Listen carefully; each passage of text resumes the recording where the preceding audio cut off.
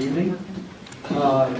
Tonight we have a very short review and a pre-council. We've got 2 posted items and 1 that we'll bring up for discussion. The first one we'll be considering tonight is a resolution that authorizes the execution of a service agreement with Alcom Wireless. This is for the dispatcher office in the amount of $15,089.40. I didn't know if any of the council had questions on that one. It is a housekeeping item more than anything else. And I do have a hard copy of the resolution to invite, excuse me, the resolution, the actual contract.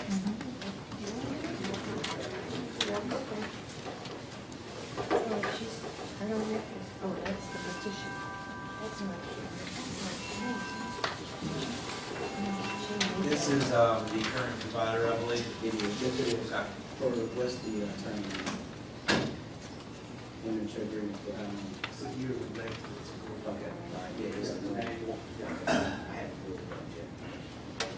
So any questions on that particular item? Thank you. And the second item we will be considering tonight is a resolution for a special election to consider an increase in property tax millage for the city. We are not voting in a tax increase. We are only voting to set up a referendum vote that would allow the citizens of Irondale to make that choice. The amount that we're calling for in the resolution is the total amount we can do without going back through the state legislature. Knowing that there has been no increase for at least, we've come up with various figures, but we know it's been over 20 years. And also that a lot of our ratings with third parties that tend to loan us money are more based on our tax structure coming from this type of tax situation rather than taxes we get from businesses and other sources. So it's on the agenda, but again, the council is not voting to implement a tax. They're only voting to allow the citizens a chance to vote on the tax, decide whether they want to go forward with it or not. And those are the 2 items that are officially on the agenda. Mr. Spivey, I believe you have 1 item we'd like to discuss regarding construction material and the garbage ordinance. Sure, thank you, sir. What I would like to see discussed, and I know that we have already kind of built in the framework of when we did this ordinance that we would take a look at it 6 months down the road, sort of do a pulse check and see how things were going. Obviously, there's already been a lot of chatter. I do think we have the opportunity to make some, possibly some changes in a shorter amount of time based on things that just make sense. There are some things that we're going to have to analyze, but I think there's a few calls that just make good sense. And the construction materials one is the one that's been brought to my attention. I do believe that citizens at times will do small projects around their house that will generate a small portion of construction materials. I do feel that is something the city should be able to pick up. One of the big concerns with construction material is that we were trying to make sure that we weren't picking up contractor materials.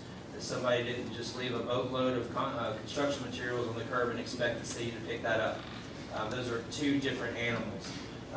There are a couple of instances where they kind of cross over, but it's fewer than not. So that is what I would like to propose is we take a look at the ordinance specifically around construction materials. Any comments from any of the other council? Yes, I'd like the size of the truck defined. In the initial ordinance, when we passed it about six or 7 years ago, the council at that time decided it would be the large truck with the lift on it. And now it's been said that the truck size is a pickup truck size. So I would like in the ordinance to define what size the truck is to be, and whether it do it by cubic foot, by model of truck. I sold a Ford Ranger last year, which is a small 4-cylinder truck. I drive a F-150 now for work, and that'll carry about twice the load that Ranger would. And then I inherited a GMC 3/4 ton from my uncle a year before last, and that'll take half again as much as that Ford F-150 I drive there. So what is the size of the truck that we're defining in this ordinance? In my comments, granted, I wasn't as specific as you were just then, but I did say pickup truck size. So I was trying to make a separation between a small truck and then the claw truck. So I definitely agree that we're not talking about filling up an entire claw truck. But if we need to get down to a cubic feet thing, then that's something we can definitely do. And then you made another point there that I meant to follow up on, and I'll let it go. It'll come back around, I'm sure. All right. Okay, fair enough. Mr. Wilson? Half of them are missing. My comment is right now, I think what we can do is consider any comments from our street and sanitation department and see what they are interpreting at this point, because it may be more of interpretation than defining right now. I don't know that we need to know that we need to open up the ordinance at this point, because we said let's give it 6 months. So if we keep opening it up and modifying different portions of it, I don't think we'll get anywhere long-term, but I think there may be ways to accommodate situations that, based on definition, and I don't know, Frank, right now, what's the definition they're being instructed to follow on construction Well, here? if I could speak to Okay. that, there is, I mean, because the ordinance does not refer to that now, pickup truck, so that would be something to be reinserting back into it. If you're gonna, if that is a concern, is an overarching concern, and I can see a few exceptions where small amounts may or may not need to be. What was happening was the same things you all just outlined. There was confusion over how much do you pick up, and then whose is it really? Is it really the homeowners, or is it the contractor that's doing it? And I will grant you that a contractor generally would not come back out 3 weeks, 4 weeks in a row and put a little bit out, put a pickup truckload out, and come back and put another thing. That's what's probably outlined in the email. I would agree with that. I think where the problem comes in, we do know from experience that some contractors have piled it up in your backyard and told the homeowner, now you do not have to pay for this if you put a little bit of it out each week. We know that that's happening.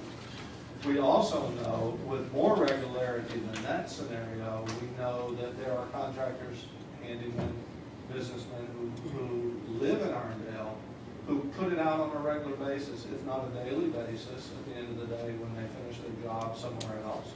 Put it out on the street because they know that Irondale will pick it up, or it has in the past. They will do it, if not every day, they'll do it weekly and put it out there. And we can give you addresses of some of those that have done it. We won't do that publicly, but there are some who do that. You can only go through so many toilets in your own house before you realize that, hey, these are not being used at this residence. So we know that that's happened, and those are the kinds of things. So my suggestion would be is give the public works director some discretion where if it is a small, I think somebody, David, as you were who, said something about, a few boards or something like that. There's some shelves that someone takes down, or a handrail, or a gate, or something like that. Give the public works director some latitude to make some judgment calls on that, and then let's revisit this at some point down the road. I think we can all use common sense in that, but again, if you're doing more than what you all described there, then it is a cost of doing business. It is what it is. It's like the example of the tree cutting down that I gave you a couple of weeks ago. I had to have a tree cut down. The contractor told me all you got to do is put it up on the street. The city will pick it up because that is historically what has happened. But it's my tree and it's my responsibility, and I paid the extra cost that it took to get that tree hauled off because it's not the city's responsibility to take care of my yard. It's my responsibility. So that's what I would say. If you want more elaboration, we'll let Frank. I would like to see, if we don't want to discuss changing the ordinance, but giving in some wiggle room for Public Works to make their own discretion. I just want to make sure that the process to go through getting that exception isn't arduous or tedious. It's something that says, okay, in the past, I know that Frank's picked this up. I feel pretty good that even though this is outside the ordinance, it's still going to get picked up. So that would be the only thing. Yeah, and again, maybe when we come back and revisit this, because I mean, I'm not doing those kind of projects. I'm not cutting down trees every week in my Right. yard. So, you know, maybe in case of a small job that you're doing, and you might be replacing a few boards on your deck, you're only gonna do that one time a year Right. at most. So maybe do it one time, let's just look at it and see what is best, so that we're not every meeting coming back and having this discussion. So just saying, and I apologize for being so specific, and if it needs to carry over, then that's fine. But so the trash run goes through, okay, and then we know what the ordinance is, and then a guy says, okay, does he report back at the end of his run and say, hey, I noticed this pile was out there, do I need to go back out there and get it? How will that It's work? picked up separately, Okay. that's a little bit of confusion as well. We pick up the garbage, Mhm. but lots of the Right, trash, which is all this other stuff. Right. Besides your household garbage, is picked up on a schedule throughout there, but it's not I can't tell you that on Tuesday when I'm at your house, because we start at point A. right. And go all the way to the end, make So you a get through it. circular route through the whole city. Mhm. And so if it's a heavy time, springtime, and lots Sure. of people are trying to put stuff out, it takes longer to run that cycle. So there's not a set day that you have. The only way we could do set days is just lengthen the time, I understand that. you know, Yeah. between when we pick up. But we can run it on a continuous basis. Yeah. And pick it up. When we get back around to your house, then that's number 2 for your house. So will the guys that are on the back of the trucks be the ones making the observations, reporting back to Public Works that that's there? I think, Frank, you want to say, you run that route regularly, right, on the trash pickup? So it's not dependent upon a report, is that right? Well, if there's any questions to what's in the pile, the driver contacts the supervisor. So Okay, we'll send the supervisor out, and whatever y'all specify we pick up, that's what we'll pick up. gotcha. And I think we're not trying to over legislate, we're trying to get some gray area in there, so we might not think of everything that's gonna end up on the side of the road. This is the other point I forgot, you know, if I'm replacing my decking, I might have 12-foot long 1x6s or something like that out there. I do think it's reasonable that we could ask the citizen to cut it in half and maybe put it in a certain organized pile on the side, you know, so that the guys can pick it up. But yeah, I don't think we're gonna be able to come up with an idea of every single thing that somebody might be able to come out there. I think gray area is important. Which is why I'm giving discretion. Yeah, and I'm good with that. But what you have to be willing to do then is once he makes a decision, he can't have 6 of us going back behind him and Right. saying, oh, we should have done this, because guess what, who said he should have? They're gonna say no. Right. They're gonna say no. He's gonna say no. We've got to trust him to say that. Okay. So, do we need to just go ahead and say that we're gonna just put that discretion in place? We're fine, we'll use that unless you all make a change. Okay, so we're gonna go ahead going forward, giving Frank the discretion going forward, without really having to take any action. We can make a call. Fair enough. Thank you. So Frank, we'll put it all on you. It's all on you, man. I'm gonna tell you what somebody told me, that's why you make a big buck. You notice Frank usually sits on the front row, he's 3 rows behind. And let me say this, and just real quick, you know, when we implemented this ordinance, you know, we had a lot of questions that came up. And one thing that I asked the mayor, and I know all council members remember that we could revisit this thing back in 3 to 6 months. That's what I would like to do, because it hasn't been a month. I think it was implemented August 21st. Yeah, it hasn't been a month. So, you know, just for my sake and for the citizens, I'm a citizen also, we could look at this thing again in 3 to 6 months and see how it's working, see what we're doing wrong, see how we can improve, and that way we can, if we need to go in and make amendments to the ordinance, we'll do it at that time. Or if we made a bad decision, because every decision we make is not always good. I can say that. I'm comfortable with saying that. So we can take another look at it and see if we need to say, hey, this is not working, we need to do something else. But not going, you know, too far into it. If we can just take a look at it again in 3 to 6 months. months, I think that'll work. And I think Yeah. that was the agreement. I think you even brought that up I initially. did. And just a note, remember, any comments on the garbage ordinance, the majority of what's happening with the garbage ordinance is not a change in the garbage ordinance. It's basically enforcement of what's been on the books consistently over the years. The majority of it is certain. But again, things that most citizens are having problems with were on the books prior to the upgrade. And again, we're learning from this, and again, we'll revisit it. But it's going to take time to look at what's going on and how many people are actually affected. I've had basically 4 comments in my district since it started. They were all related to one particular issue which was on the books prior to the time, and the enforcement is what's causing the problem. And that has to do with getting the garbage can in after 24 hours. So, I'd like to address this yellow piece of paper. okay, let's finish this discussion first, and then, okay? And then I think the mayor had that paper in front of him for a reason. Was there some comments on the quote warning notices or the?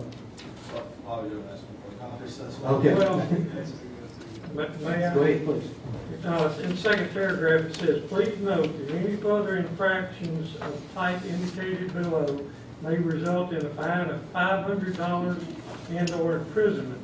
And then it lists garbage not in a garbage container at the time. No plastic liner bag, no more than 3 containers. Garbage container left out more than 24 hours. The only place I can find the $500 fine is under licensed commercial operators, and it has to do with them operating a motor vehicle to load and unload solid waste containers. And why are the citizens and the residents getting this piece of paper that says there's a $500 fine when it only pertains to commercial licensed operators? Please, this is not a clapping audience. If you agree, that's fine, but please, there will be time for comments at the end of the meeting. Thank you. Leslie. If I can respond to that, the $500 that you're referring to, you're correct, it's not included in the garbage ordinance itself. However, it's included in the Irondale Code of Ordinances, section 1-10, general penalty for violation of any of the Irondale ordinances.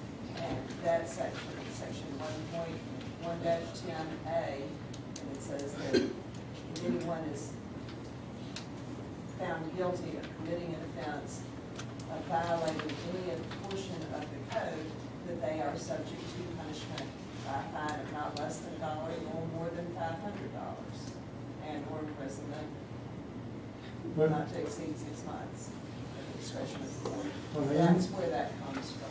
In the garbage ordinance, in 7.5-18, section A, paragraph 1, it states a fine of $500 may be imposed on any person or entity that unlawfully operates or uses a motor vehicle to unload or to empty a solid waste container by means of mechanical lifting apparatus or device attached to a motor vehicle between the hours of 10 p.m. and 7 a.m. of the following day.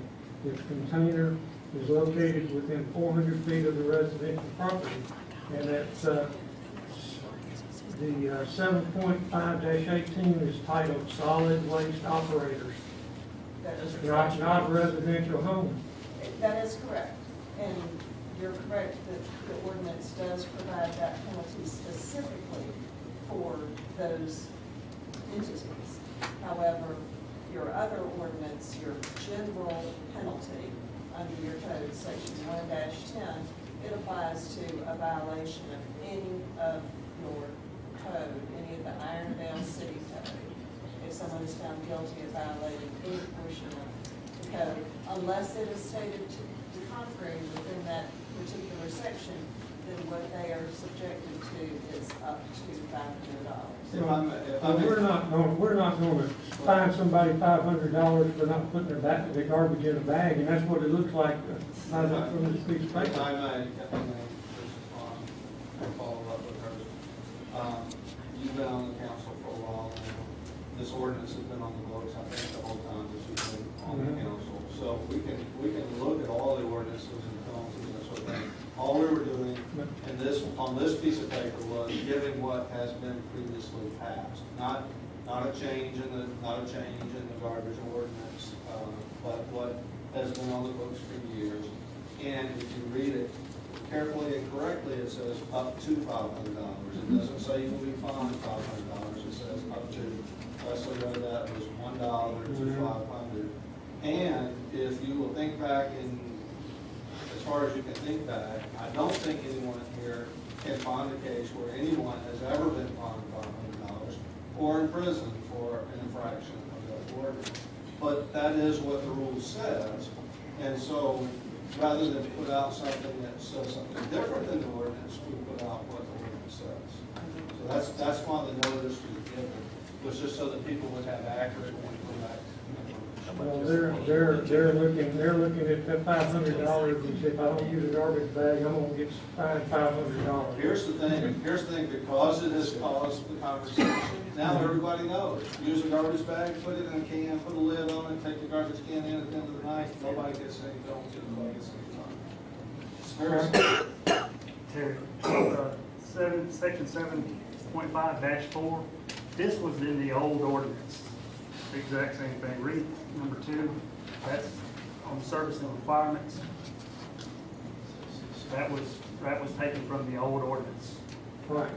But, And it's for homeowners all. right, Read that you know, section. what they're seeing is a $500 fine, and they think if I don't use a bag, I'm gonna get fined $500. So what you're saying, Leslie, is that's a blanket statement that basically applies to all ordinances, including trash. And it just happens to be on there because it does apply. It's something that's on the books as far as the rules go, correct? That is absolutely correct. So if we want to make a separate call specific to trash, we have that authority, we just have to do it, right? Right. If we want to set up a penalty structure that would look so different than 1 to 500, that would be something we would need to do. The only reason you want to do that is you want to go over 500. No, I understand that. Yeah.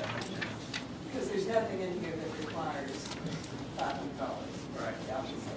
That, just as Frank just pointed out, section 7.5-4, number 2, specifically references section 1-10 of the code.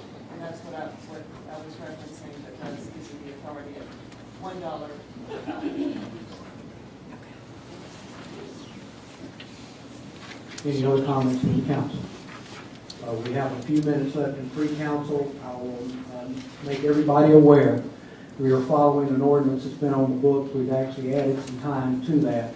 But if you do come up to the mic, you need to fill out a form that's in the back of the room with the information and hand that to the city clerk when you come forward. And please limit your comments to 3 minutes. The ordinance actually allows for 2. I've added on a minute, so it's you've got that time when you come to the mic, because you just really need to come to the mic to state whatever you're opposed to or for if you want to speak. And we will take comments now on things that were posted on the agenda items only. So this is not the time for any discussion on the garbage part. Please, Mr. Jones.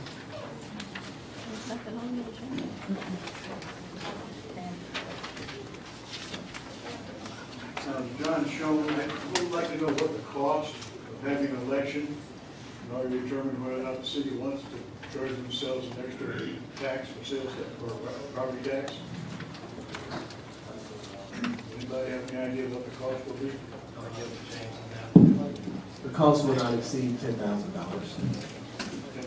Not to see. Will not exceed. Thank you. Thank you, Mr. Jones. Any other comments on agenda items only? If not, I will accept the motion to adjourn the regular council meeting. Motion to adjourn. Second. All in favor? Any opposed? Thank you. The meeting will start back up in about 5 minutes, 6:30.